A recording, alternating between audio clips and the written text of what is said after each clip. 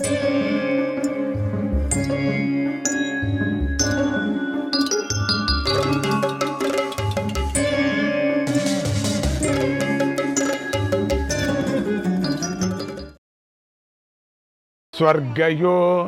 నిర్మహద్ బ్రహ్మ స్వర్గయో నిర్మహద్ యశః స్వర్గయో నిస్తపో యుద్ధే మృత్యుగూసో వ్యభిచారవాన్. వేదాధ్యయనం వల్ల స్వర్గం లభిస్తుంది. పరోపకారం వల్ల కలిగినటువంటి కీర్తి స్వర్గాన్ని లభింపజేస్తుంది. మంచి ఉపకారం చేయ ఎవరికైనా, అందరికీ అన్నం పెట్టు. ఇప్పుడు ఆ రాజ్యం నుంచి తీసుకొచ్చిన వాళ్ళని ఒప్పజెప్పి అభివృద్ధి చేయి. అక్కడ వాళ్ళకి అన్నం పెట్టు. ఇప్పుడు క్షీణించిపోయారు వాళ్ళు, నిరపరాధులు. అది ఆకి నీకు స్వర్గం వస్తుంది. నీకు లేదు, అన్నీ వదిలేసి తపస్సు స్వర్గాన్ని లభింపజేసి వదిలేసిపో. ఇప్పటి నుంచి ఇప్పటికిప్పుడే మేము చెప్పిన మాటలు విని తపస్సుకు వెళ్ళిపోను, నీకు స్వర్గం వస్తుంది. ఈ మూడింటికన్నా క్షత్రియుడికి యుద్ధంలో మరణించడం ద్వారానే స్వర్గం లభిస్తుంది. ఇంకోటి ఉంది, ఇది స్వర్గం రావాలంటే మంచి పనులు చేయాలా, యజ్ఞం చేయాలా, శాస్త్రోక్తమైనటువంటి వేదాభ్యాసం చేయాలా. పోన్లే, నువ్వు అదంతా చేయలేవు.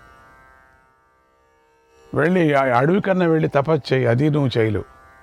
లేదు, వద్దు అంటే యుద్ధంలో మరణించును. మరణిస్తూనే నీకు స్వర్గం దొరుకుతుంది, లభిస్తుంది.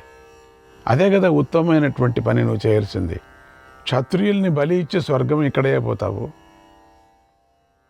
మరణించడం ద్వారానే స్వర్గం లభిస్తుంది. క్షత్రియుడికి యుద్ధంలో మరణించడం ద్వారానే స్వర్గం లభిస్తుంది. అదే అతడికి ఉత్తమం అని గ్రహించు అని చెప్తుంది సూక్తి. సూక్తులు అద్భుతంగా ఉన్నాయి మహాభారతంలో.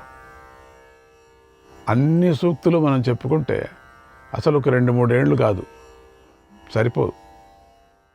ప్రపంచంలో మొత్తం అన్ని విద్యలు, 64 విద్యలు, తత్వాన్ని అంతా ఇక్కడ చెప్పుకొచ్చారు.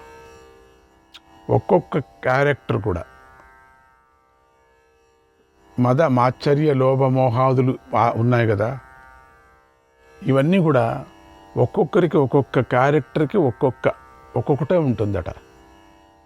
కొంతమందికి ఒక్కొక్క క్యారెక్టర్కి 2 ఉంటాయి, ఒక్కొక్క క్యారెక్టర్కి 3 ఉంటాయి, ఒకటికి 4 ఉంటాయి, 5 ఉంటాయి, ఒకటికి 6 ఉంటాయి.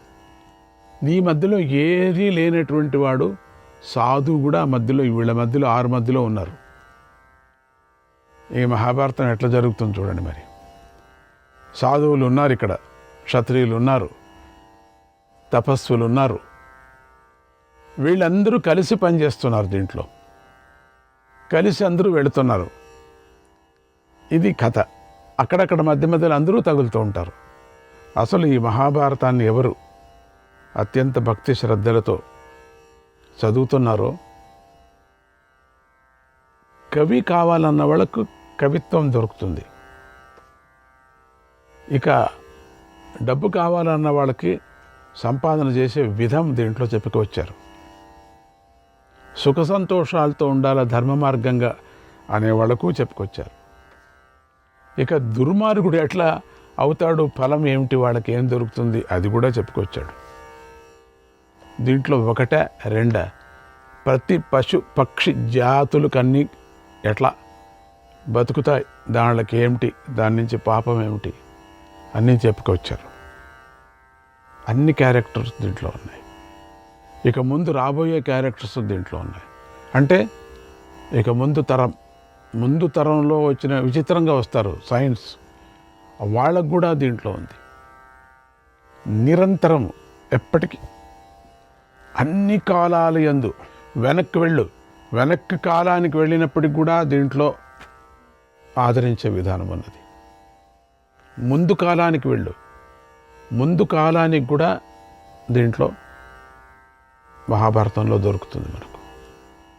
ఒక్కటి మాత్రం ఏకాగ్రతతో వినాల.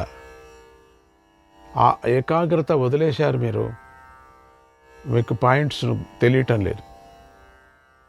ఎందుకంటే కొన్ని పాయింట్స్ని నేను అట్లే ఉన్నట్టుగా చెప్పుకో వెళుతున్నా. కొన్ని మాత్రం దానికి ఎలాబరేటర్స్ కొంచెం చేస్తున్నాను అప్పుడప్పుడు మధ్య మధ్యలో. ఉండింది యథాప్రకారంగా సూక్తులంతా యథాప్రకారం చెప్పక తప్పదు కదా, దాని మధ్యలో ఏమీ చేర్చడానికి వీల్లేదు. వ్యాస భగవానుడు ఇచ్చినటువంటి మహామంత్రాలు అవంతా కూడా. అసలు ఒక వ్యక్తి త్యాగ జీవనం కావాలంటే ఇది పట్టుకోవాలి, బుద్ధివంతుడు కావాలంటే పట్టుకోవాలి. మహాభారతం ఒక 4 మాటలు చదివితే అత్యంత బుద్ధివంతుడైపోతాడు, యుక్తివంతుడైపోతాడు. మొత్తం ప్రపంచాన్ని ఏలేటువంటి శక్తి దీంట్లో వస్తుంది. భగవద్గీతను ఇంతకు చేసుకొని వచ్చారు. ఒట్టి శ్లోకాలు 2 అర్థాలు అంతే, 2 లైన్ల అర్థాలు. మొత్తం భగవద్గీత శ్లోకానికి అంతా 2 లైన్ల అర్థాలు చేసుకొచ్చారు. ఇంత చేసుకొచ్చారు చిన్నగా. కేవలం దాంట్లో మంత్రాన్ని అభ్యాసం చేయండి అనే విధం ఒకటి. ఒక్క శ్లోకం చదివినా మోక్షం వస్తుంది, అర్ధ శ్లోకం చదివినా మోక్షం వస్తుంది, అర్ధ శ్లోకంలో ఒక అక్షరం చదివినా చాలు అనేది. పోని భగవద్గీత దగ్గర పెట్టుకున్నా చాలు. ఇవన్నీ దాంట్లో చెప్పుకొచ్చారు. అంత చేయొచ్చాము, అంతేగాని రామాయణాన్ని ఒకే శ్లోకంలో చెప్పుకోవచ్చు. శ్రీకృష్ణామృతము భాగవతం కూడా ఒకే శ్లోకంలో జన్మాద్యశ్చయతోన్వయాది ఇతరత చార్దేశ్వ విఘ్నస్వరాట్ తేనే బ్రహ్మ హృదయ ఆది కవి ముఖ్యంతి యశూరయ. ఇది ఒక శ్లోకం. ఇంకా 4 శ్లోకాలు ఉన్నాయి. ఆ 4 శ్లోకాలు ఒక శ్లోకం అయిపోయింది, మహాభారతం అయిపోయింది. అట్లా మహాభాగవతం అయిపోయింది. అది భాగవతానికి ఒక్క శ్లోకమే, మరి రామాయణానికి ఒకే శ్లోకం, మిగతా అన్ని దాంట్లకు ఒక్కొక్క శ్లోకం, 2 శ్లోకాలు. భగవద్గీత గురించి చెప్పుకున్నాం కదా మనం. అట్లా ఈ మహాభారతానికి మాత్రం ఎందుకో మహాభారతం ఏమిటి దాంట్లో ఉన్నాయని చెప్పుకోవటానికి ఇంత లిస్ట్ అవుతుంది మనకు. దాంట్లో ఉండే లిస్టు కేవలం చెప్పుకుంటే చాలు. అటువంటి మహాభారతం వింటున్నారు. అత్యంత ముఖ్యమైనటువంటిది సభాపర్వం. దీన్ని చాలా జాగ్రత్తగా, ఇది మలుపు తిరిగేటువంటిది. మహాభారతానికి కథకు మలుపు తిరుగుతుంది. ఇక్కడే కీలకమైనటువంటి విచారాలు దీంట్లో ఉంటాయి. మిగతాదన్నీ మనకు జీవితంలో బుద్ధి నేర్పుతాయి. ఇక్కడ మాత్రము మనకు ఎన్ని జన్మలకైనా బుద్ధి నేర్పేటువంటిది. జ్ఞాపకం ఏమైనా ఉంటే గురుకృప నుంచి వాళ్ళు తపస్సు చేయటానికి, వాళ్ళు ఆధ్యాత్మ మార్గంలో వెళ్ళటానికి ఈ మహాభారతం అత్యంత ముఖ్యమైనది. అందుకని మీరు వినేటప్పుడు ఇతరత్ర యోచనలు చేయకండి, బాధపడద్దండి. బాధలు ఎప్పుడూ ఉంటాయి, రేపటి గురించి యోచన చేయకండి. మీరు నిన్న నుంచి ఈ రోజుకి వచ్చారు కదా, ఎట్లనో అంత పరమాత్ముడి మీద బరువేయండి. ఇంతకన్నా కష్టాలు మీరు అనుభవించారు కదా ఒకప్పుడు, జ్ఞాపకం పెట్టుకోండి. ఇంతకన్నా సుఖాలు కూడా అనుభవించారు కదా ఒకప్పుడు, అది కూడా జ్ఞాపకం పెట్టుకోండి. ఇంతకన్నా అవమానాలు పడ్డారు కదా మీరు ఒకప్పుడు. మీ పిల్లలే మీకు, మీ బంధువులే మీకు మోసం చేశారు కదా, ఇవన్నీ జ్ఞాపకం పెట్టుకోండి. కొంతమందికి, అందరికి కాదు. మోసపోయారు కదా. కొంతమంది స్నేహంతో మోస చింతన మీకు వచ్చినప్పుడు మీరు తర్వాత బాధపడ్డారు కదా, రియలైజేషన్ అయింది కదా మీకు చాలామందికి. నిరపరాధుల్ని మీరు కూడా అనుమానించి మాట్లాడారు కదా, వేరే వాళ్ళు మాట్లాడతారని. మనుషులు కదా మనమంతా కూడా, వాళ్ళతో చేయి కలిపారు కదా. తర్వాత తెలుసుకున్నారు కదా నిరపరాధుల్ని మనం ఏమనకూడదని. కానీ అప్పుడు వాళ్ళు పడినటువంటి బాధ, పాపం మిమ్మల్ని వదలదు కదా. ఇవన్నీ మనం యోచన చేసుకోవాలి. అందుకని మహాభారతం వింటే మహాభారతం వినాలా అని చెప్పారు. అన్ని పాపాలు నాశనమైపోతాయని చెప్పారు. రెండవది, భక్తితో జ్ఞానవంతుడవుతాడు. భాగవతం కేవలం భక్తినే ప్రచోదన చేస్తున్నది. రామాయణం బతికే మార్గం చెప్తున్నది. ఇది అది కాదు, బతికే మార్గం చెప్తుంది, భక్తి మార్గం చెప్తుంది, కర్మ మార్గాన్ని చెప్తుంది, జ్ఞాన మార్గం, ముఖ్యంగా జ్ఞాన మార్గాన్ని చెప్తుంది. అన్ని దాళ్లకన్నా ముఖ్యంగా ఈ జనన మరణాల గురించి భయం ఉండకోకుండా చేస్తుంది ఇది. ఎందుకంటే వాళ్ళకే అట్లయింది, మనకేమిటి అనేటువంటి ఒక ధైర్యం వస్తుంది మనకు. పంచభూతాలు వాళ్ళకే అట్లయిపోయింది, శ్రీకృష్ణుడే అంత అపవాదాన్ని పొందాడు, ముందు పొందుతాడు, చాలా కష్టపడతాడు. ధర్మరాయ సామాన్యుడా? వీళ్ళంతా ఇంద్రాది దేవతలు, యమధర్మరాయ వీళ్ళందరూ ఇక్కడికి అశ్విని దేవతలు, వీళ్ళందరికీ వాయుదేవుడు, వీళ్ళందరూ కూడా అవతారాలు ఎత్తుకొని ఆది పరాశక్తి రూపంతో వచ్చినటువంటిది. ఈ ద్రౌపది కానీ కుంతి కానీ వీళ్ళందరూ కూడా సామాన్యులు, మనుషుల మనకు బుద్ధి నేర్పడానికి వచ్చారు. దయచేసి వినేటప్పుడు ఫోన్ చూసుకోవటం కానీ, పిల్లలు అల్లరి చూసి ముచ్చటపడటం కానీ, ముచ్చట ఎప్పుడు పడుతూ ఉంటాం. ఇదే టైంలో ఆ పిల్ల ఏడుస్తూ అటు ఇటు పరిగెత్తుతూ ఉంటుంది. మన మనసంతా వికల్పమైపోయి ఆ పిల్లని ఆడిస్తూ ఉంటాం. ఆ పిల్లని ఆడించేటప్పుడు మోహం దాని మీద పడిపోతుంది, మొత్తం బుద్ధి అంతా చెడిపోతుంది. అది కాకుండా చూసుకోండి. ఆకలి అనకూడదు ఈ సందర్భంలో, దప్పి అనకూడదు ఈ సందర్భంలో, మరి ఫోన్ల మీద మనసు పెట్టకూడదు. మనస్సులో వికారంతో, వికల్పంతో, భయంతో వినకూడదు. ప్రశాంత చిత్తులై ఏకాగ్రత చిత్తంతో మీరు వింటే, ఇవి చదువుకోవచ్చు మీరు, లేదని కాదు. మహాభారతం ఇంతకన్నా చిన్న పుస్తకాలు ఉన్నదండిగా, కానీ చదువుకోవచ్చు. కానీ మనం చదువుకున్నంత అంతే మాత్రం వస్తుంది, మన బుద్ధిలో వెళ్ళదు. అందుకని అప్పుడప్పుడు స్వామీజీ ఏడిపించి నవ్వించి మంచిది చెప్తూ ఉంటారు. ఏడిపించి చెప్పినప్పుడు బుద్ధికి పోతుంది మనకు, నవ్వించి కవ్వించి చెప్పినప్పుడు కూడా మనం బుద్ధిలో పోతుంది మనకు. అందుకని నవరసభరితంగా చెప్తున్నారు స్వామీజీ మీకోసం. గట్టిగా మీరంటారు గట్టిగా మాట్లాడొద్దండి అని. ఆ పాత్ర అభినయ సందర్భంలో మాట్లాడాల్సి వస్తుంది. ఏడుపు వచ్చే దృశ్యంలో ఏడ్చాల్సి వస్తుంది. నవరసాలు ఆవాహనం అవుతాయి చెప్పేటువంటి ఉపదేశకుడికి. ఇది ఉపన్యాసం కాదు, ఉపదేశం. మీ గురువుగారు చెప్పేది ఉపదేశం. చాలామంది మహాత్ములైనటువంటి పండితులంతా చెప్పేటువంటిది అది ఉపన్యాసం, హరికథ కాలక్షేపం అంటారు. అది కూడా అది స్వామీజీ చెప్పేది అది కాదు. వాళ్ళంతా పెద్దలు, ఎందరో మహానుభావులు, అందరికీ నమస్కారం, మంచిది తెలుపుతున్నారు. వాళ్ళు తెలిపేది మనం వింటున్నామే. ఆ పద్ధతిని మనం అలవాటు చేసుకోవాలి వినటానికి. ఈరోజు మీ అందరికీ ఎందుకు నేను చెప్తున్నానంటే, మనకు డిసిప్లిన్ మార్గాన్ని మనం నేర్చుకోవటం, క్రమశిక్షణ నేర్చుకోవటం. రెండవది గురు సన్నిధి అనేది ఈ కాలంలో, మీరు పుట్టినప్పుడు నేను పుట్టాను, దీన్ని ఉపయోగించుకోవటం. శ్రీకృష్ణుడి కాలంలో ఎంతమంది ఉపయోగించుకున్నారు? శ్రీరాముడి కాలంలో ఎంతమంది ఉపయోగించుకున్నారు? చాలామంది ఉపయోగించుకోలేదు. రాముడిని తెలుసుకోలేకపోయారు. ఆయన సరియూ నదిలో వైకుంఠానికి వెళ్ళేటప్పుడు అప్పుడు అర్థమైంది. సమస్త ప్రాణులు, చెట్లు ఇవంతా ఆయన వెంటబడ్డాయి. అప్పుడు అర్థమైంది వాళ్ళకు. రాముడు ఉండేటప్పుడు మనము సరిగా అనుకోలేదు. ఇప్పుడు కావాలంటే రాముడు ఎక్కడ దొరుకుతాడు? దొరకడు. అన్ని అవతారాలు అదే కదా, అన్ని అవతారాలు అట్లనే అయింది. మహాత్ముల దివ్య చరిత్ర అంతా అదే అయింది. ఇంత ధర్మాన్ని శ్రీకృష్ణుడు జరాసంధుడికి బోధించాడు. అన్యాయం చేసుకుంటున్నావు నువ్వు, మంచి సమయం నీకు, అన్ని ఆధ్యాత్మ చింతనలతో ఉండేటువంటి నీవు, మీ నాన్న ఎంత భక్తుడు, నువ్వు అన్యాయం చేసుకొని దురహంకారంతో ఇటువంటి యజ్ఞమా చేస్తున్నావు?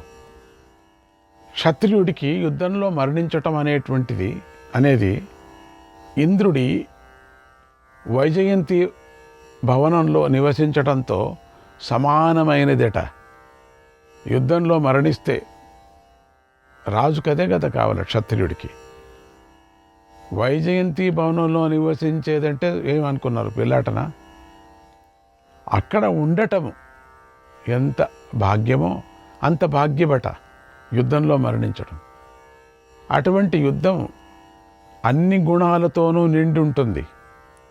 ఇంద్రుడు ఇలాంటి యుద్ధాన్ని చేసే రాక్షసులను జయిస్తున్నాడు, అందరినీ రక్షిస్తున్నాడు. ఇప్పుడు మాతో జరిగే యుద్ధం కూడా ఇలాంటిదే ఉంది. ఈ యుద్ధం నీకు స్వర్గాన్ని ఇస్తుంది. ఇలాంటి యుద్ధం ఎవరికైనా దొరుకుతుందా? కనుక అవకాశాన్ని వినియోగించుకో.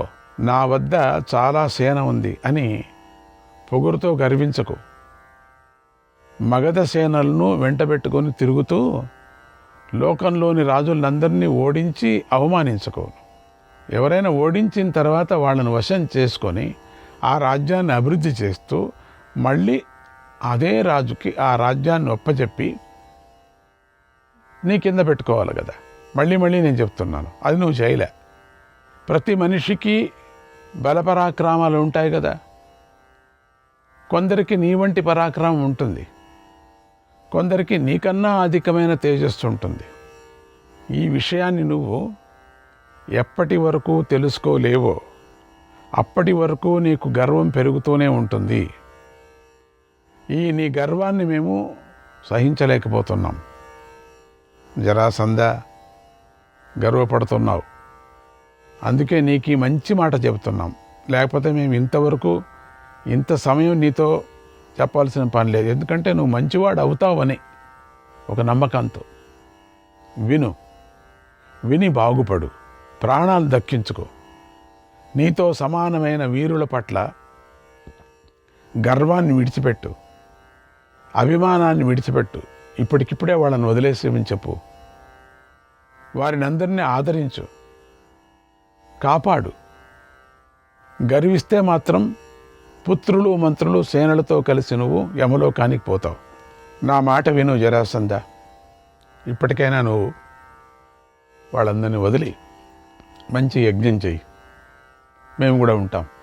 ఇదో మా స్నేహితుడు ఉన్నాడే, మంచి బాగా భోజనం పెట్టు, మనమంతా కలిసిమెలిసి ఉందాం.